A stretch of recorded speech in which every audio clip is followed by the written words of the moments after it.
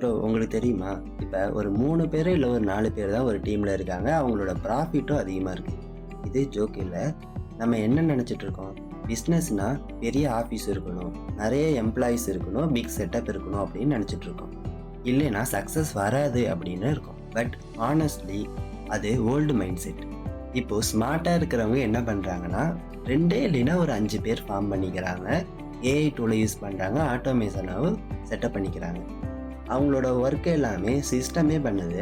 அவங்க ஃபோக்கஸ் எதுல பண்றாங்கன்னா, குரோத் மேல தான். பிஃபர் 50 எம்ப்ளாயீஸ் பண்ற வேலைய இப்போ ஒரு 5 எம்ப்ளாயி பிளஸ் ஏஐயே பண்ணிருது.